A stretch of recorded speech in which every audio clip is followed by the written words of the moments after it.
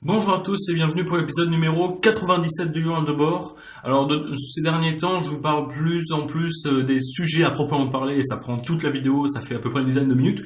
Donc je vous parle de moins en moins de ce que j'ai fait dans la journée. Donc voilà, je vais revenir très vite fait sur ce qui s'est passé les derniers jours, matière par matière. Donc en physique par exemple, on a fini les 3 premiers chapitres de conversion de puissance, on a attaqué le quatrième. Voilà, on a corrigé des exos par-ci par-là. Ce soir, j'ai eu une colle que j'ai plutôt bien réussi. Donc c'était sur électromagnétisme et conversion de puissance, même si j'ai eu aucune question sur la conversion de puissance. En SI, on continue le cours, on va avoir cours, TD demain. En maths, on a aussi continué le cours. Voilà, il nous a passé un dossier sur les équations différentielles linéaires, donc sans doute pour nous aider en info, et puis on avance là dans les espaces vectoriels euclidiens, donc c'est pas mal chaud, mais ça se fait, ça se rapporte beaucoup à des choses qu'on a déjà fait, donc ça va, même si ça change, il y a pas mal de nouvelles choses. Voilà, on voit les matrices orthogonales par exemple. Comme exemple, en français, on continue le cours comme d'habitude, et puis en anglais, voilà, on continue à faire des types min-pont, min-télécom, donc des synthèses de documents, des expressions écrites et des thèmes, tout simplement. Voilà, donc ça c'est à peu près ce qui s'est passé ces derniers temps. Je ne veux pas trop insister parce que voilà, c'est le cours et puis c'est à peu près tout. Ce que je voulais vous faire partager, donc là il doit être, je sais pas, il est 17h je crois. Donc je voulais vous faire partager comment je compte réviser pendant les vacances. Parce que là, les vacances, c'est 2 semaines.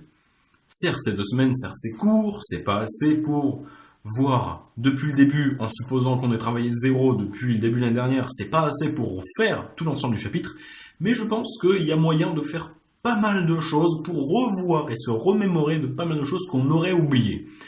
Donc, je vais partir du principe que l'année dernière, donc oui, en fait, ces vacances-là sont d'autant plus importantes que c'est les dernières avant les concours à proprement parler. C'est-à-dire qu'après là, on aura plusieurs semaines de cours et directement les concours. C'est le dernier moment, la dernière ligne droite, ça va être là bientôt.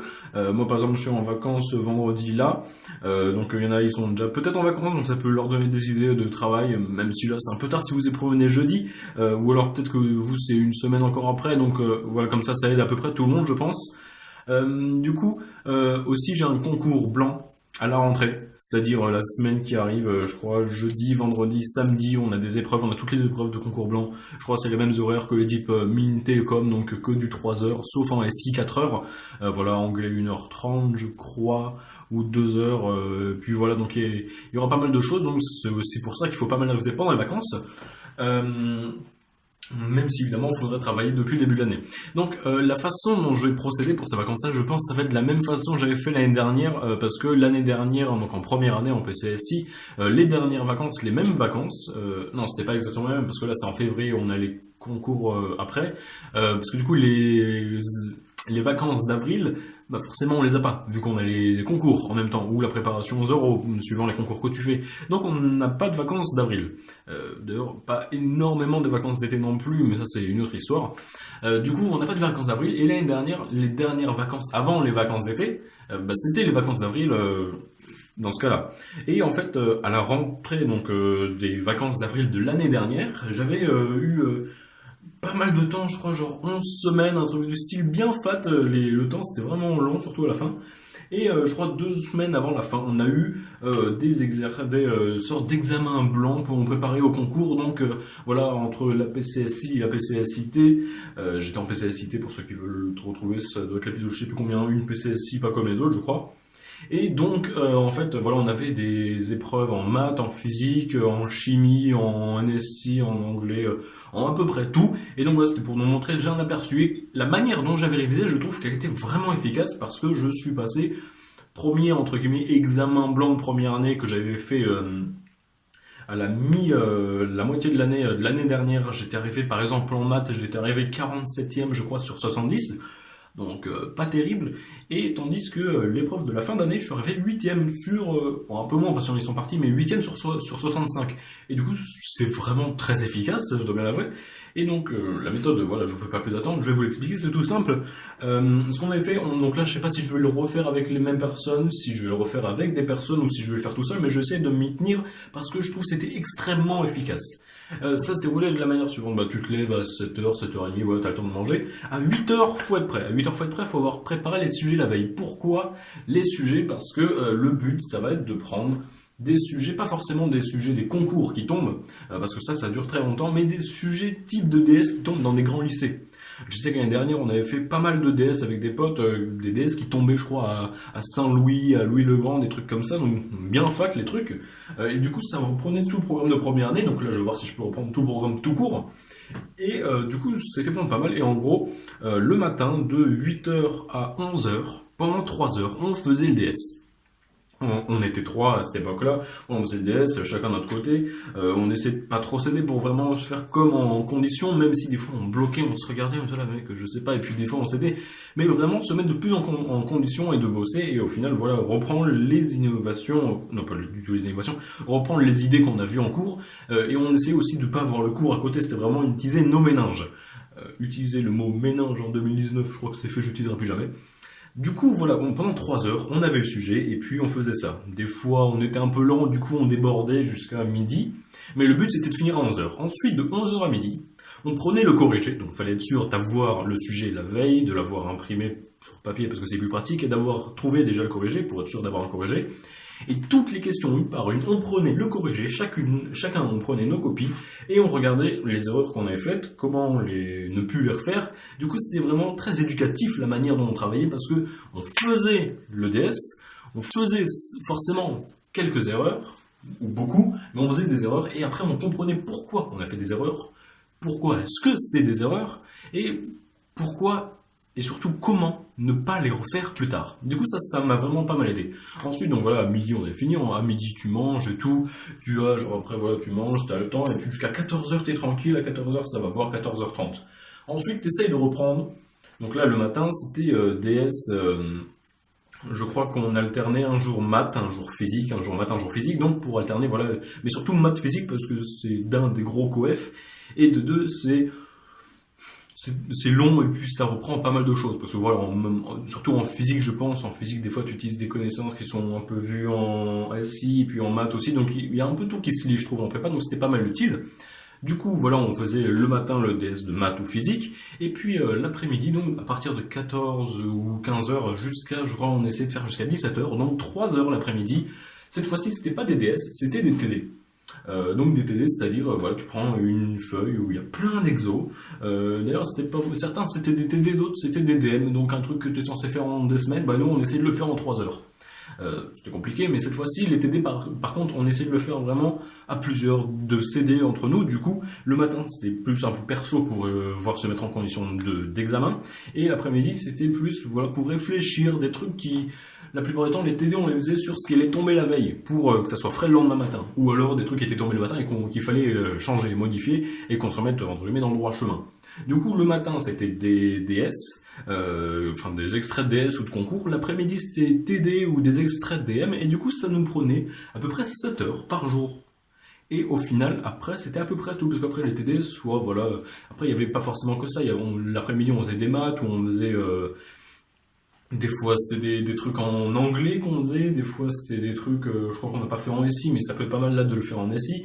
Des fois on a fait des résumés de français, donc c'est vraiment pas mal utile. Et au final, 7 heures par jour, ça peut paraître huge, mais quand t'es en vacances, que t'as que ça à faire, quand tu arrives à bosser 7 heures, ça veut dire que bah, certes tu te lèves à 7h, 7h30. Ça veut dire que si tu te couches à 23h, t'as vraiment assez de sommeil, t'as 8h, 8h30 de sommeil. Par rapport à ce que tu fais en prépa, c'est beaucoup plus. Enfin, personnellement, quand j'arrive à dormir 8 heures, c'est vraiment huge.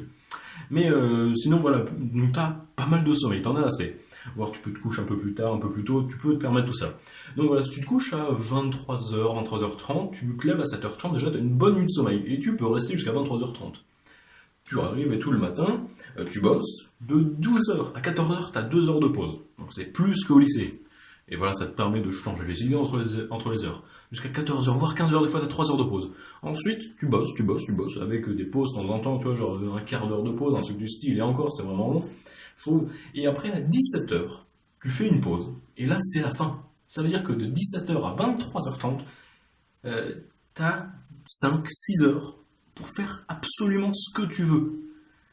Et quand on sait que c'est dans très peu longtemps les concours, crois-moi que 6-7 heures où tu fais ce que tu veux, la plupart du temps je pense que ça va être pratique de bosser le TIP ou autre, mais c'est vraiment énorme.